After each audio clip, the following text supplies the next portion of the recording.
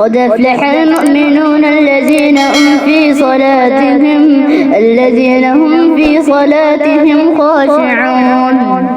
السلام علیکم ورحمۃ اللہ وبرکاتہ. الحمد للہ وکفی والصلاة والسلام علی من لا نبی بعد. اما بعد فاعوذ باللہ من الشیطان الرجیم. بسم اللہ الرحمن الرحیم. قرآن حکیم کے 18ویں پارہ میں اللہ رب العالمین نے اپنے بندوں کی اصلاح اور تربیت اور رہنمائی کے لیے بڑے ہی شاندار جو نکات بیان فرمائے ہیں، ان میں سے 5 کا تذکرہ انشاءاللہ اس خلاصہ میں پیش کیا جاتا ہے. نمبر 1، پکی وراثت. دنیا میں رہتے ہوئے ہر انسان چاہتا ہے کہ مجھے جو آسائشات و سہولیات میسر آئیں وہ مستقل رہیں، لیکن کوئی بھی انسان ایسا نہیں جس کے پاس یہ سب کچھ ہمیشہ کے لیے ہو. تو جو ایمان والے ہیں ان کے لیے اللہ رب العالمین نے جنت کے اندر ان کی یہ پکی وراثت رکھی ہے کہ وہاں پر وہ ہمیشہ نعمتیں، سہولتیں، وہ سب کچھ موجود ہوگا. اللہ رب العالمین نے اس پارہ میں یہ ترغیب دی ہے. نمبر 2، عدلے کا بدلہ. ہمارے ہاں یہ معروف ہے، لیکن اللہ رب العالمین نے اس پارہ میں یہ تربیت فرمائی ہے کہ برائی کو اچھائی سے دور کرو. نمبر 3، اتنے وزنی.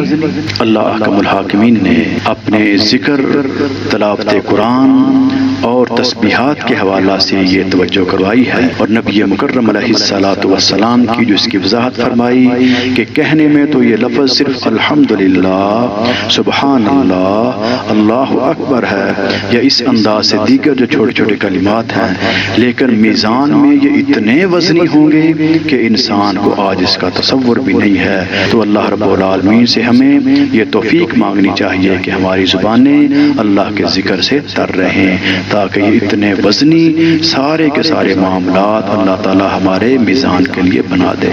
چوتھا پوائنٹ ہے 80 کوڑے. اللہ رب العالمین نے ایک مسئلے کا حل فرمایا کہ اگر کوئی مسلمان کسی پاک باز کے اوپر بہتان لگا دے تو اس بہتان کی سزا 80 کوڑے ہیں. اگر اس چیز کو پیش نظر رکھا جائے تو ہمارے معاشرہ کے اندر بہت سی جھوٹی خبریں، پراپیگنڈا اس کا رد ہو سکتا ہے. نمبر 5، شر سے خیر.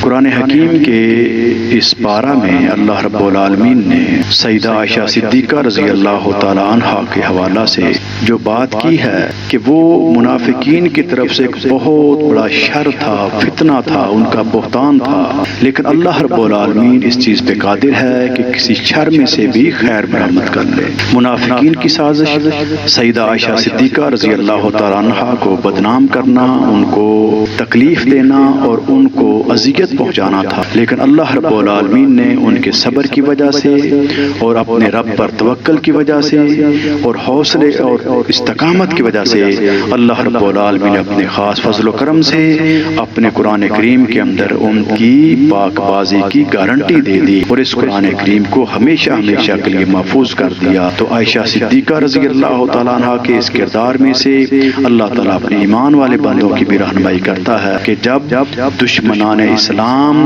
کوئی سازش کریں تو اگر یہ اللہ کے مخلص بندے رب پر توکل کرتے ہوئے ثابت قدمی کا مظاہرہ کریں تو اللہ رب العالمین اپنے بندوں کو ضائع نہیں ہونے دیتا.